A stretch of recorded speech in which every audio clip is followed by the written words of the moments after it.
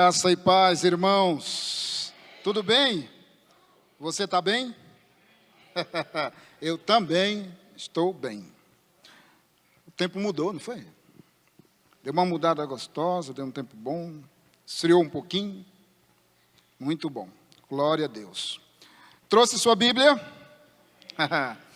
Diga assim. Deixa eu te perguntar o seguinte. Sabe onde está escrito... Ou melhor dizendo, abra sua Bíblia no Evangelho de Marcos, capítulo 2, por favor. Evangelho de Marcos, capítulo 2, por favor.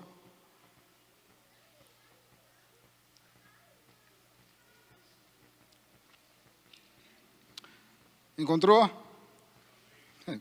Se encontrou, diz amém. Se não encontrou, diz misericórdia, meu Deus. Glória a Deus, não é? Hoje eu vou quebrar a minha própria regra. Eu gosto de pregar sermões temáticos, falar sobre um tema específico. Mas hoje eu vou quebrar a minha regra e hoje o nosso sermão é um sermão textual. Nós vamos trabalhar o texto de Marcos capítulo 2, que vai do versículo 1 até o versículo 12. Por que é um sermão textual? Porque nós não vamos sair desse texto. Eu vou fazer algumas referências muito rápidas, mas nós vamos nos prender nesse texto. Então eu te convido para comigo fazer uma... Não é nem fazer, mas é... fazer barulho mesmo. Nesse texto de Marcos, capítulo 2. Encontrou?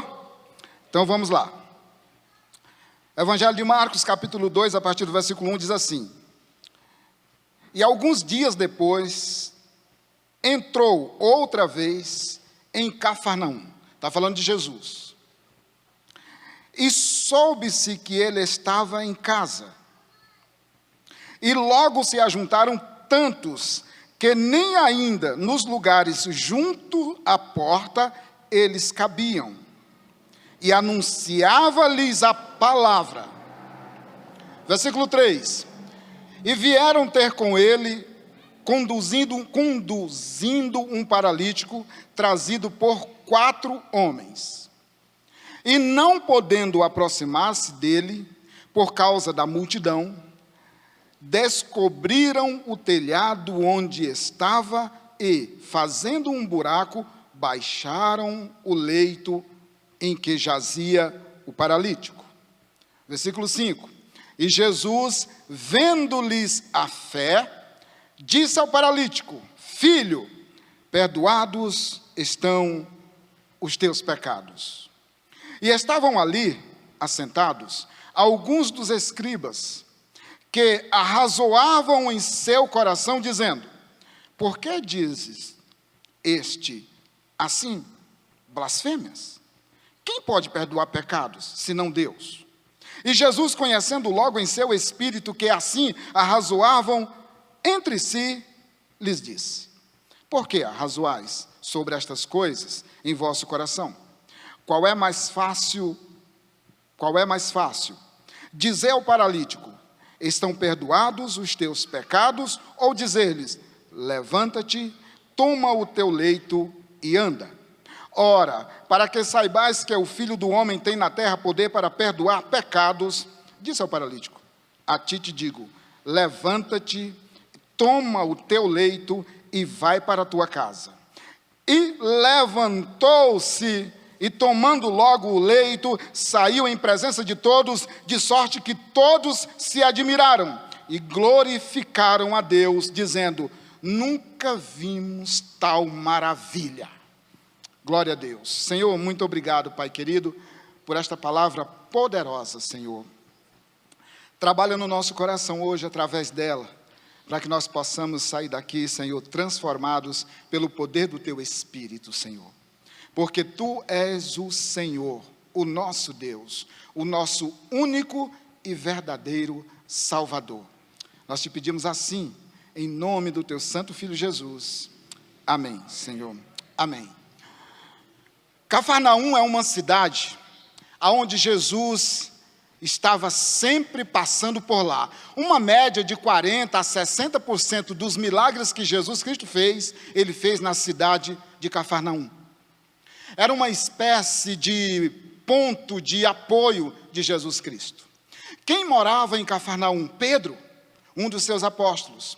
E quando Jesus veio para Cafarnaum, ele veio para a casa de Pedro. Pedro era um apóstolo diferenciado.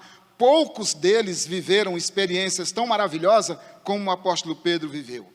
E Jesus, ele vinha para Cafarnaum, fazia alguns milagres, saía, visitava outras cidades, mas ele estava sempre voltando para Cafarnaum, para a casa de Pedro.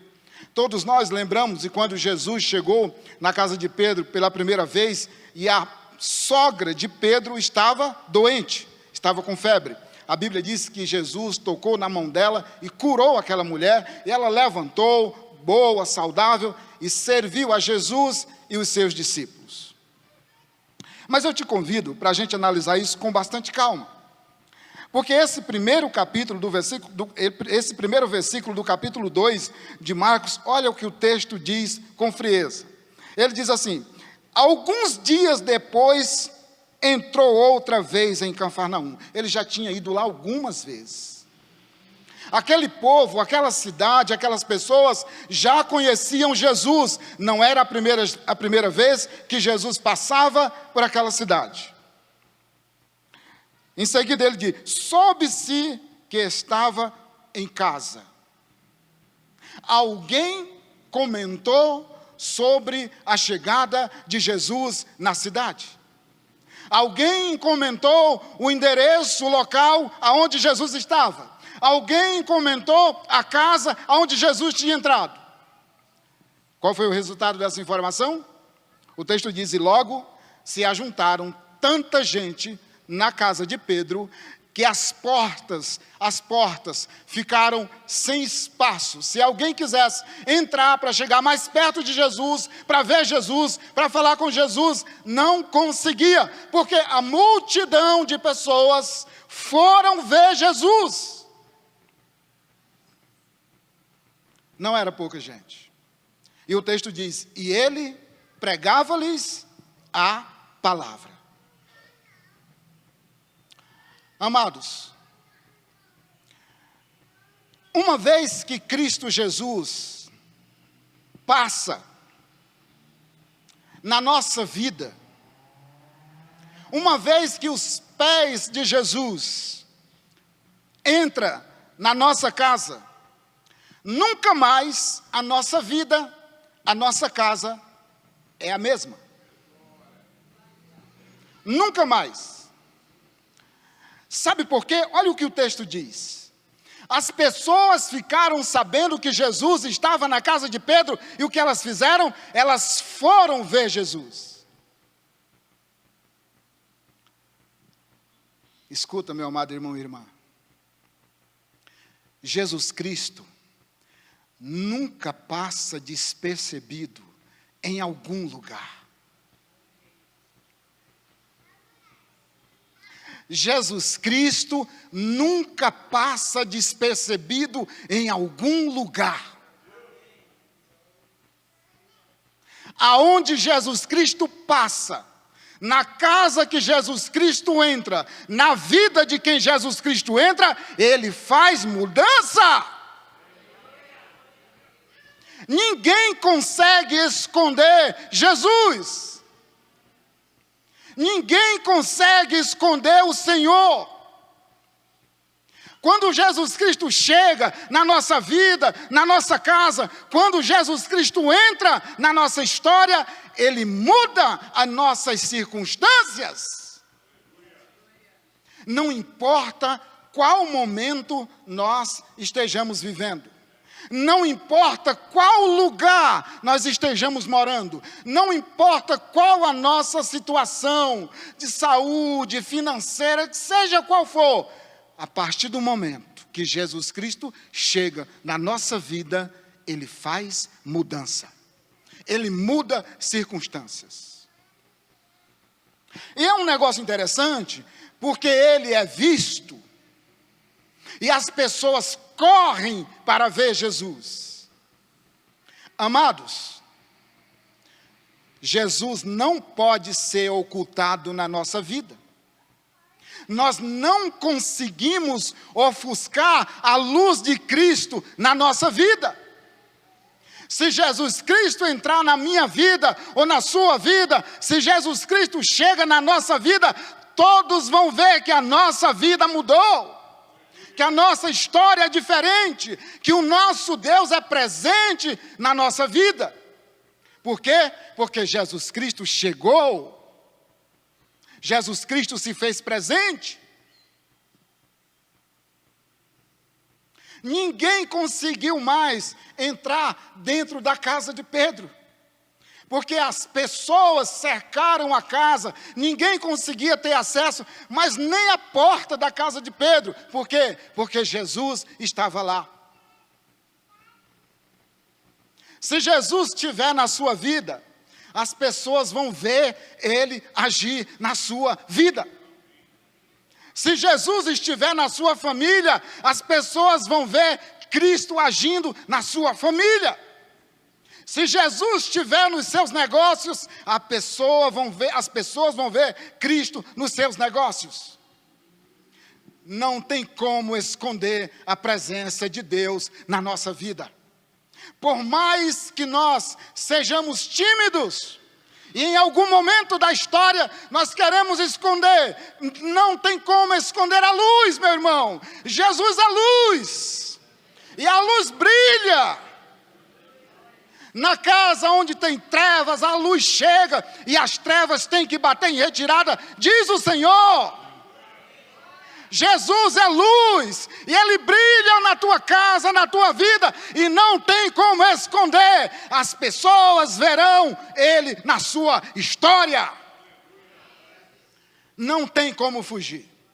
Não tem como fugir. Tentaram esconder Jesus, vamos dizer assim, mas as pessoas souberam aonde Ele estava.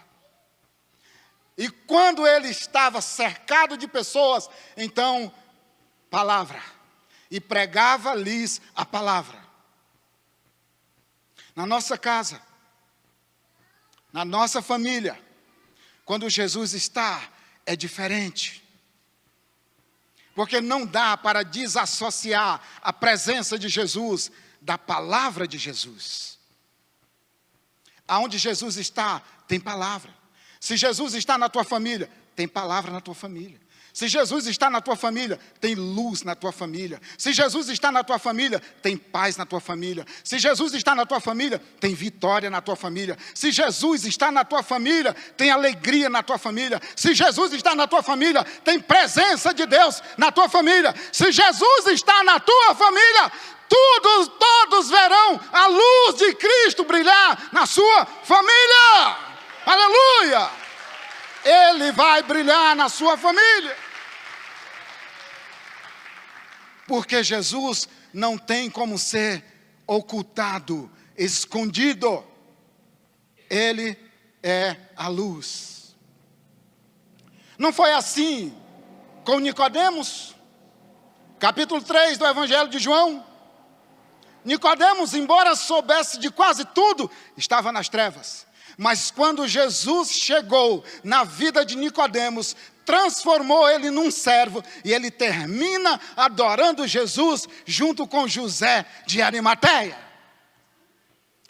Não foi assim com a mulher samaritana? João capítulo 4, a mulher vivia na escuridão, nas trevas da dúvida, e Jesus chegou na vida dela com mansidão, com humildade, com amor, com carinho, e conversou com ela, aquietou o coração dela, e se revelou para ela e disse: ah, se tu soubesse, e quem é que fala contigo?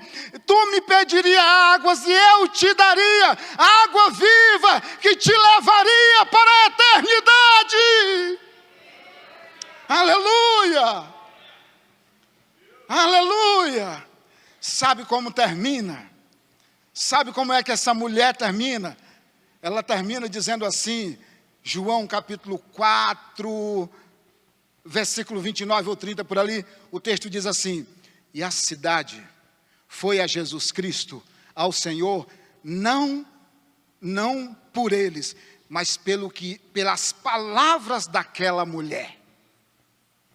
Aquela mulher, que os homens nada davam por ela, desprezada pela sociedade machista, foi buscar água meio-dia, porque tinha vergonha de ir em outros horários, pois para aquele povo, moralmente falando, aquela mulher não tinha valor algum, mas ela encontrou com Jesus, ou melhor dizendo, Jesus tinha uma agenda, e ele colocou na sua agenda um encontro com aquela mulher samaritana, e aquela mulher encontrando uma vez com Jesus, a luz brilhou na vida dela, de tal maneira que ela não pôde esconder. Ela disse: venham e vejam um homem que desnudou a minha vida, não é esse o Cristo, o profeta? Eu te pergunto, a vida daquela mulher foi a mesma, Nilo? Depois daquele dia? Foi a mesma, meu irmão? Nunca mais a vida daquela mulher foi a mesma, porque quando Jesus entra na nossa história, Ele muda, Ele faz mudança, Ele faz transformação. Jesus é assim. Todos foram ver Jesus na casa de Pedro, em Cafarnaum. Não tem como esconder, meu irmão. Não tem como esconder. Quando Jesus está na nossa vida, as palavras mudam, as atitudes mudam, os gestos mudam, a história muda. Conhece a história daquela casa? Que tinha estava escrito no muro da casa o seguinte: propriedade de Jesus Cristo. E um vizinho conhecia bem a história dos moradores daquela casa. E quando ele saiu um certo dia, que ele olha para o muro, ele vê escrito propriedade de Jesus.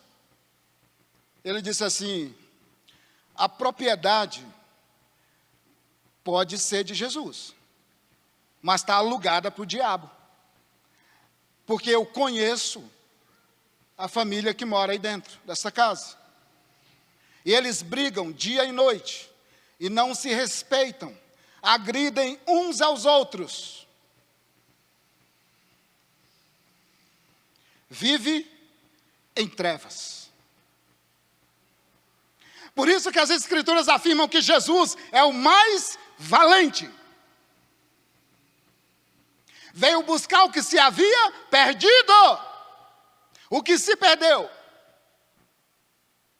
Pois eu digo para você nessa noite, amado irmão e irmã, eu não sei qual a condição da sua família, mas uma coisa eu sei: se Jesus Cristo entrar na sua vida, se Ele entrar na sua história, Ele vai mudar. Ele vai fazer mudança. Ele vai transformar as tuas palavras. Ele vai transformar o teu relacionamento. Ele vai transformar a tua mesa. Ele vai transformar a sala da tua casa. Vai mudar o filme que você assiste.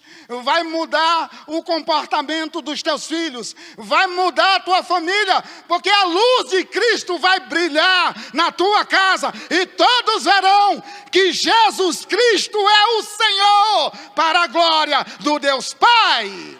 Aleluia! Ele verá. Ele fará isso, porque é poderoso para fazer. Aleluia. Então, amados, quando ficaram sabendo que Jesus estava na casa de Pedro, foi toda a cidade para ver Jesus, para ouvir Jesus. Eu quero, pela fé, no nome de Cristo Jesus. Eu aprendi isso, viu, irmãos? Não faz muito tempo. Não faz muito tempo eu aprendi isso. Eu quero, pela fé, no nome de Jesus, profetizar na tua família hoje, que Jesus Cristo vai mudar as circunstâncias que precisam ser mudadas na sua história. Eu não sei como está a tua família hoje, mas eu profetizo em nome de Jesus, pela fé no nome de Jesus nessa noite, que em pouco tempo tu vai vir aqui e vai dizer assim: Cristo mudou a minha família, Cristo mudou a minha história. Aonde era trevas, agora é luz. Aonde era ódio, agora é amor. Aonde era guerra, agora é paz. Aonde não havia entendimento, agora todos falam, ensinados pelo Espírito Santo de Deus, e tu vai glorificar o nome do Senhor, porque Ele é poderoso para fazer. Ele é poderoso para fazer, e todos vão ver Cristo na tua vida, e vão dizer assim: olha lá na vida dele, na casa dele, Deus se manifestou na vida dele, na casa dele, transformou a família dele, ela está diferente agora, eles falam diferente, eles agem diferente, Cristo mudou a história dele. Aleluia! Foi o que nós cantamos aqui. A Ele a glória, poder, louvor, honra ao nosso Deus. Aleluia! Vamos continuar em Marcos capítulo 2. Agora, vá comigo até o versículo 3. Eu disse para você que nós não temos um tema, mas é um sermão textual. Nós vamos aprendendo o que o texto vai nos ensinando, né? No versículo 3 diz assim: e vieram ter com ele, conduzindo um paralítico, trazido por quatro pessoas. E não podendo aproximar-se dele por causa da multidão, descobriram o telhado onde estava e fazendo um buraco, baixaram o leito em que jazia o paralítico. Você entendeu o nosso primeiro pontinho? Não tem como esconder Cristo. Por onde Ele passa, Ele faz mudança e faz transformação de vida. Nesse segundo pontinho com você, eu quero compartilhar o seguinte: seja um canal de bênção. Seja um canal para que alguém chegue até Cristo através da sua vida. Não seja um muro que impede esta bênção. Tem um paralítico na cidade. Agora eu te pergunto: esse paralítico poderia, ou ele podia ir até Jesus, sozinho? A cidade toda foi ver Jesus, mas esse cidadão não podia ir sozinho. Por quê? Era um paralítico. Mas em algum momento da história, esse homem fez amigos. Ele fez amigos. Em algum momento da história, ele fez amigos. Jesus está na cidade. Jesus está curando na cidade de Cafarnaum. E o nosso amigo precisa ir até Jesus. Mas é paralítico, não pode, mas precisa ir. Mas tem muita gente na porta, mas ele precisa ir. Como é que nós vamos fazer? Não sei, mas o nosso amigo é paralítico. Jesus está curando na casa de Pedro, e o nosso amigo precisa ir até Jesus, e nós não vamos sair daqui enquanto não levar o nosso amigo à presença de Jesus para ser curado.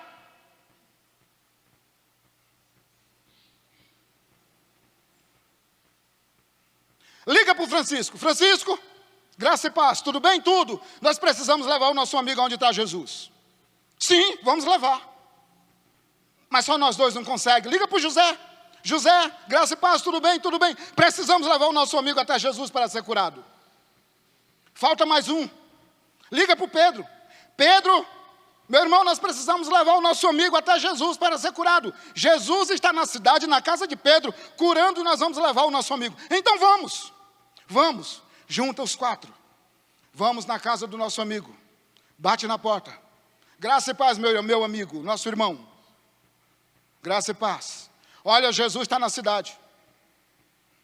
E nós viemos te buscar porque nós vamos levar você até Jesus. Mas como assim vamos te levar? Tem umas cordas aí? Tem. Então fica aí, deitado, do jeito que você está. Nós vamos te levar. Pega o Pedro, o José, o Francisco, cada um de um lado, e vamos. E vamos rápido, tem muita gente. O texto diz que quando eles chegam na casa de Pedro, eles não conseguem entrar, Samuel. Não conseguem. Agora, por quê? Por que eles não conseguem entrar? Eles não conseguem entrar porque tem uma barreira humana impedindo eles de entrar. Meu irmão, presta atenção. Se a porta for de vidro, a gente quebra e entra. Se ela for de concreto, a gente explode, mas passa. Se for de madeira, a gente arrebenta, mas passa. Agora, quando a porta é humana, presta atenção. Quando a barreira que nós encontramos é humana, e esta barreira humana não está disposta a abrir caminho para ajudar o outro irmão, nós não poderemos passar. Não podemos passar. É incrível como aquelas pessoas não olharam para trás e disseram assim: deixa ele passar. Ele é paraplégico, ele precisa mais de Jesus do que nós. Nós estamos de pé, andando, pulando. Aqui ele é paraplégico, deixa passar. Não fizeram isso. O texto diz que eles não puderam entrar porque a multidão não deixou. Não deixou. Presta atenção no que eu vou te dizer. Presta atenção, meu amado irmão e irmã.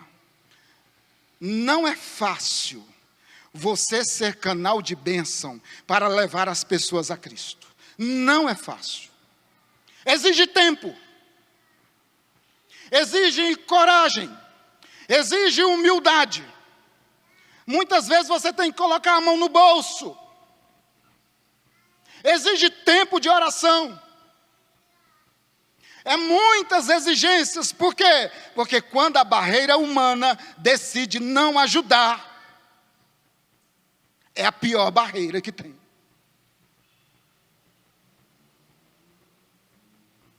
Quando a barreira humana diz assim: não vamos abrir caminho, nós não vamos colaborar contigo, nós não vamos te dar esse apoio, não conta conosco, é uma barreira quase que intransponível.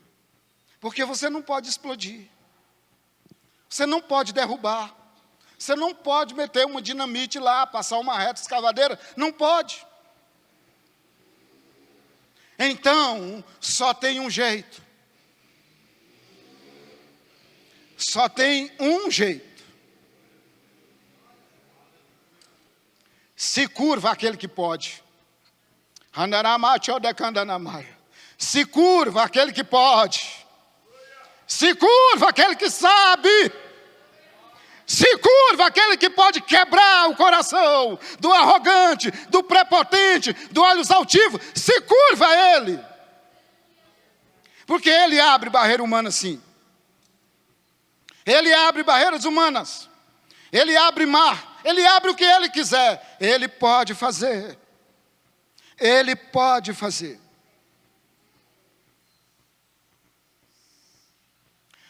Mas deixa eu te falar, amado irmão. Tem horas que não dá tempo. Não é que não dá tempo se curvar. É que não há tempo suficiente. Então, a saída é fazer o que fez esses homens. Eu ouvi um glória aí. Tem horas que não dá tempo. Tem horas que o camarada está nas últimas. A vida dele corre risco. Tem hora que ou você age naquela hora, ou você corre o risco de perder aquela alma. É agora. É agora, irmãos. Ele precisa chegar até Jesus agora. Eu me lembro de um dia que eu fui na casa de um homem, com uma irmã. E ele estava num leito. E eu e a irmã pregamos para ele. E eu perguntei para ele: você quer batizar? Ele falou: quero. Eu batizei ele lá naquela cama. 3 dias depois ele morreu. E a irmã dele disse que ele não falou mais nada. Ele não abriu a boca. O nosso apóstolo Dirceu Lingossi sempre nos alertou: se você precisa ir na casa de alguém porque Deus está mandando, vai logo, porque pode não haver tempo amanhã. Estava eu e o Napoleão, um irmão, mora aqui no Progresso comigo. Nós fomos na casa de um homem. O homem mexia com uns negócios meio estranhos. Conversamos com ele. Marcamos uma visita, ficamos de voltar. Quando nós voltamos lá, o cara tinha morrido. Cadê o Daniel? Faleceu quando? Ontem.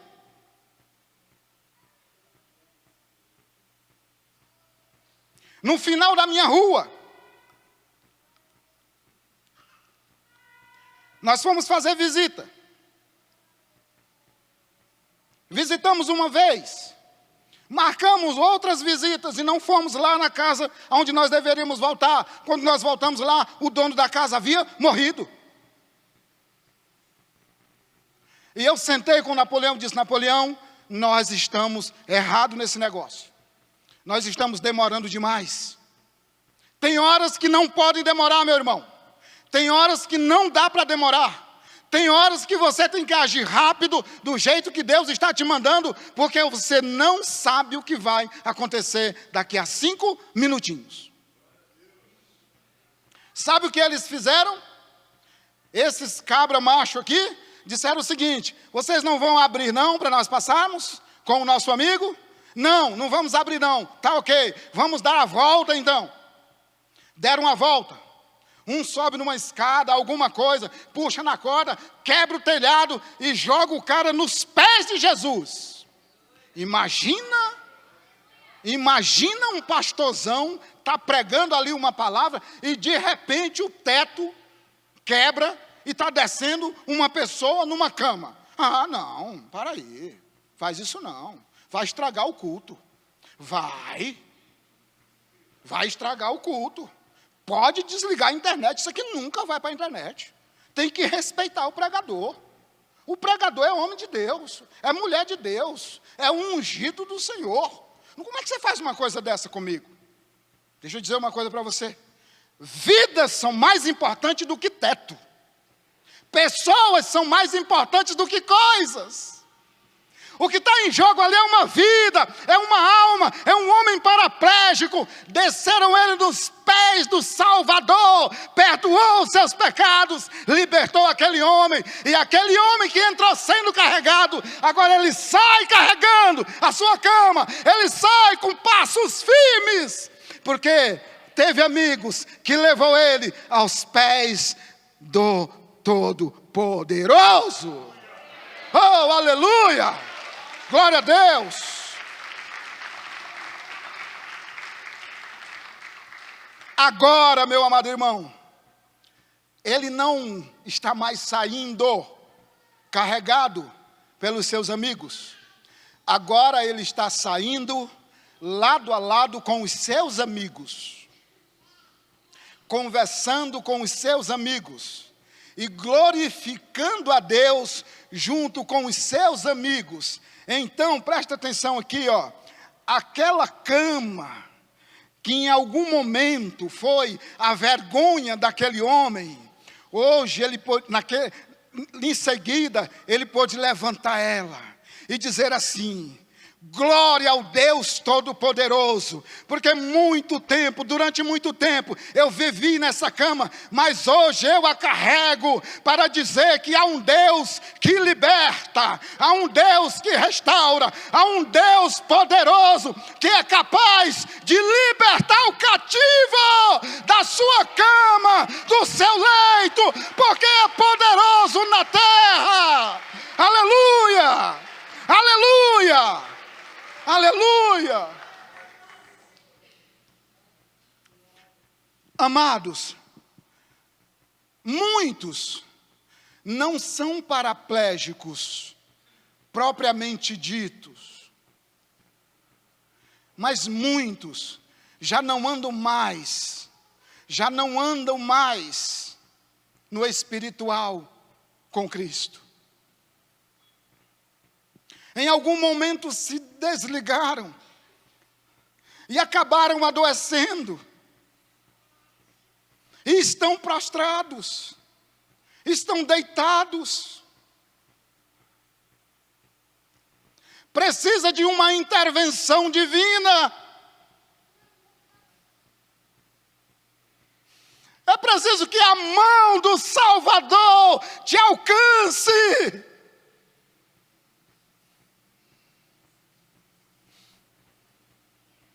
Para que você ressuscite, meu irmão.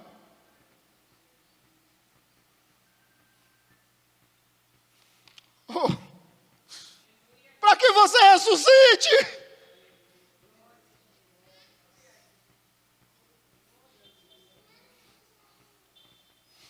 Você está prestes a morrer espiritualmente. E Deus te trouxe aqui para te dizer: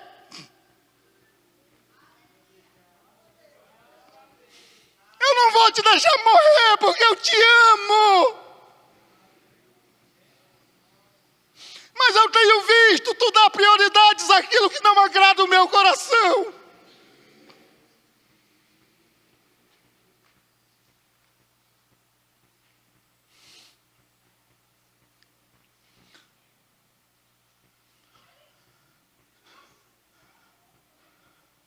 Nosso Deus, amados, Ele ainda ressuscita.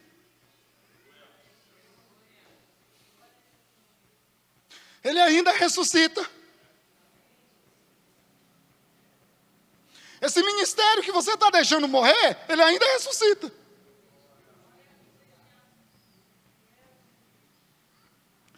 Aqueles seus sonhos, não é o sonho de Deus. Deus não sonha, amado. Deus não sonha. Sonho é algo que eu desejo conquistar. Deus não tem isso. Deus não sonha. Deus conquista. Deus faz quando quer. Mas aqueles seus sonhos que glorifica a Deus, e você diz assim: acabou. É só na lembrança. O Senhor manda dizer para você assim: ó, não acabou. Não acabou. Porque eu sou Deus que ressuscito. O que está morto, eu ressuscito.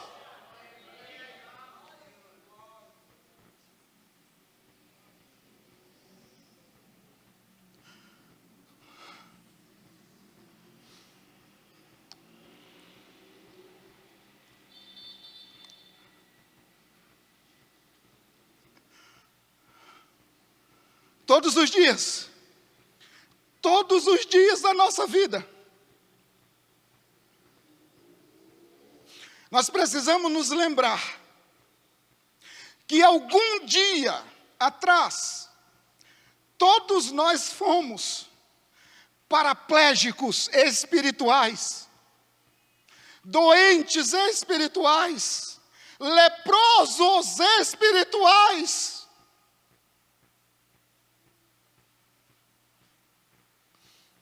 Todos nós um dia fomos um Naamã da vida, que tinha muita autoridade, vestia uma roupa de autoridade com muitas estrelas, mas quando chegava em casa, que tirava aquela roupa, aparecia sua lepra, e ele isolado, chorava, clamava.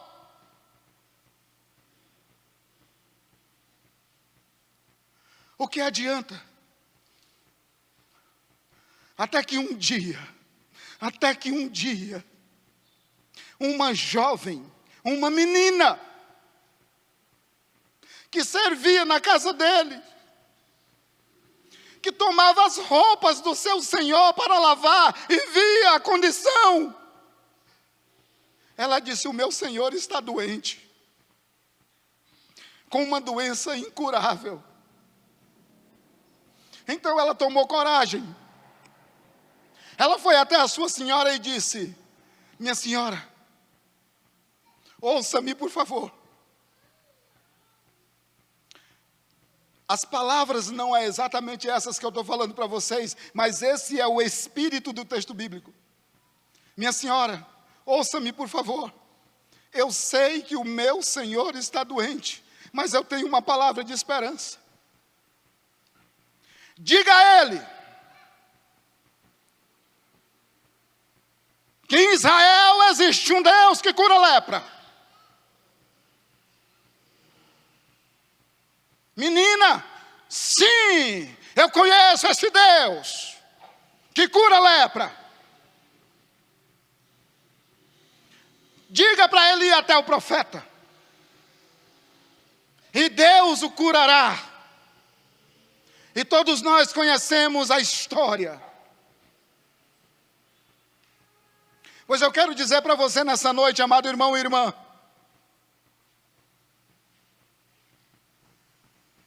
eu estou falando para você de um Deus que cura lepras espirituais, ressuscita mortos, cura enfermos, transforma vidas, seja qual for as circunstâncias, e faz com que o homem e a mulher e a família se levante no poder da ressurreição de Cristo e glorifique o Deus que vive para sempre.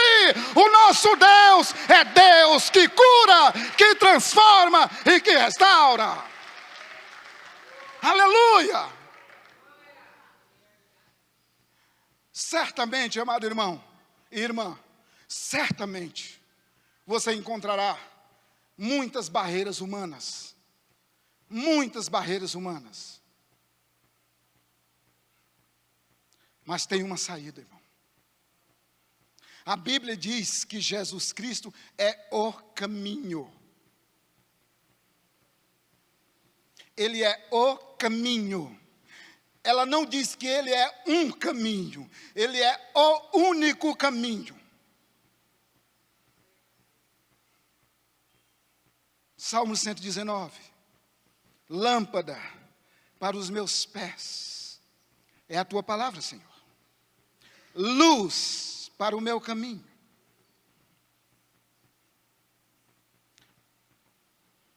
Seja um canal de bênção na vida de alguém, das pessoas que te cercam, para que elas possam, através da sua vida, conhecer Cristo Jesus. Dói, dói, dói.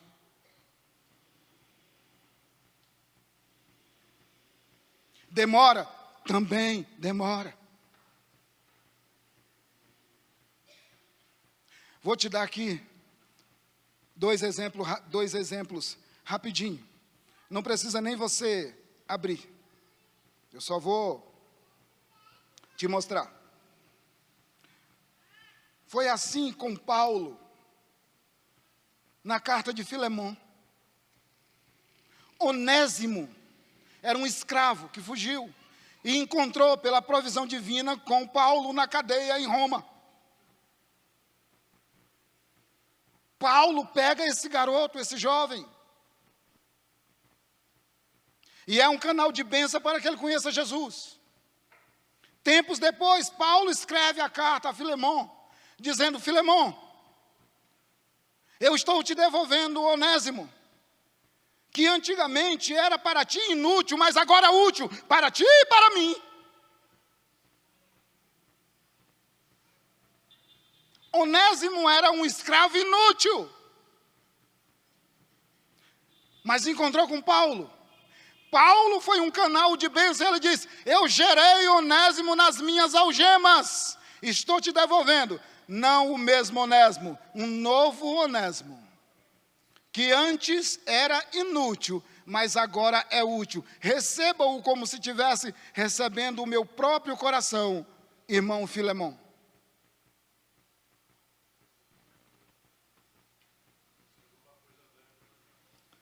E se ele te deve alguma coisa, põe na minha conta que quando eu for aí, eu te pago. Mas não cobra dele, ele não tem como te pagar. Aliás, ele não tem nem ouro e nem prata. Foi assim também que aconteceu com Cornélio, lá em Atos capítulo 10. Cornélio é um homem que precisa ser convertido. É o primeiro gentil a ser convertido ao cristianismo. Pedro está lá em Jope, na casa de Simão Curtidor. Um certo momento, Pedro é arrebatado. E lá pelo versículo 19, o Espírito Santo diz assim: Pedro, está chegando aí alguns homens para te procurar, pode ir com eles, porque foi eu que enviei. Pedro então vai até a casa de Cornélio. Chegando lá, Pedro então fala o quê? A palavra de Deus na casa de Cornélio. Agora dá uma paradinha. Sabe o que Pedro, as primeiras palavras de Pedro na casa de Cornélio, ele disse assim: ô Cornélio, você sabe que não é lícito que um judeu entre na casa de um gentil. Ora, veja. Pedro, eu já te dei um sonho lá atrás, te arrebatei antes de ontem, te dizendo que é para você não chamar de impuro aquilo que eu santifiquei. Então Pedro prega a palavra, o Espírito Santo desce sobre aquela casa e transforma a vida daquela família. Porque Pedro é um canal de bênção para a vida de Cornélio. A mesma coisa se dá com o eunuco em Atos capítulo 8. Felipe está subindo. O eunuco também. Só que o eunuco está lendo a carta, as escrituras ali em Isaías. E foi como uma ovelha, um matadouro, sem reagir, sem abrir a boca. O Espírito Santo disse a Felipe assim: Felipe, aproxima-se desse carro. Felipe aproximou, correu, sentou e perguntou assim: sabes o que está lendo, o eunuco? Ele disse: mas como saberei? Ou como eu vou saber se não tem ninguém para me ensinar? E o texto diz que Felipe começou a ensinar o eunuco a partir daquele texto.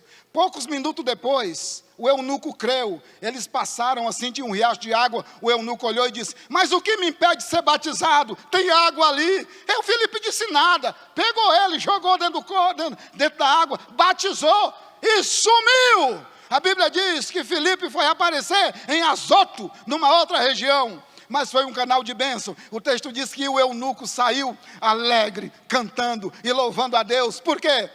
Felipe foi um canal de Deus para a vida do eunuco.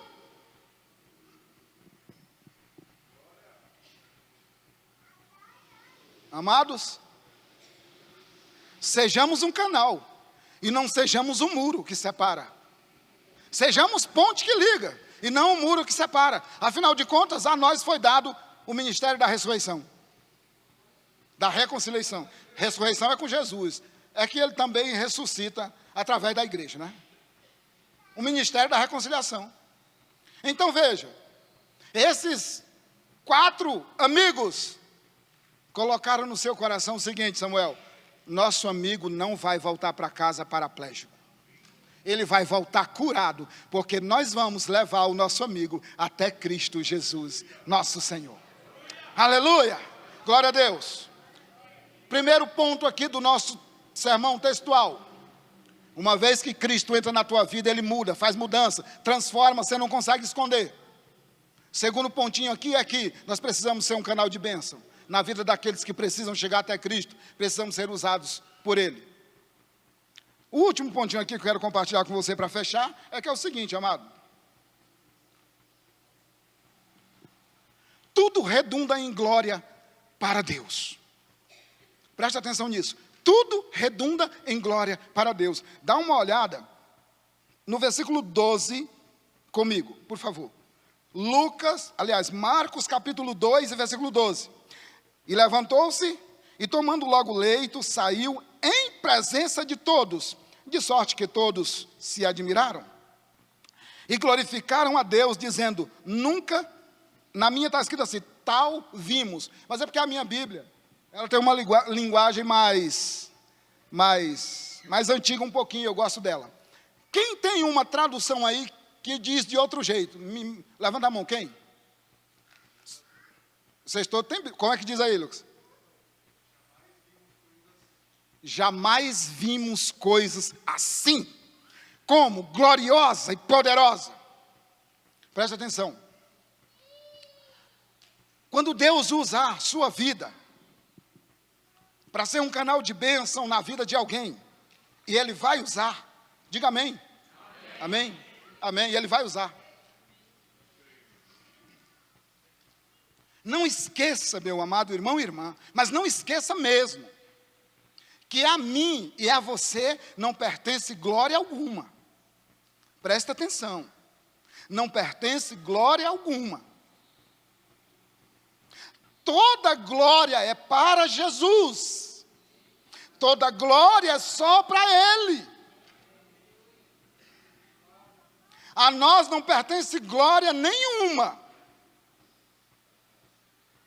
Então Ele vai usar a minha vida, Ele vai usar a sua vida, vai ser uma bênção. Deus vai fazer coisas tremendas através da sua igreja, pois Ele trabalha através dela, mas toda a glória é sempre para Ele, nunca para nós.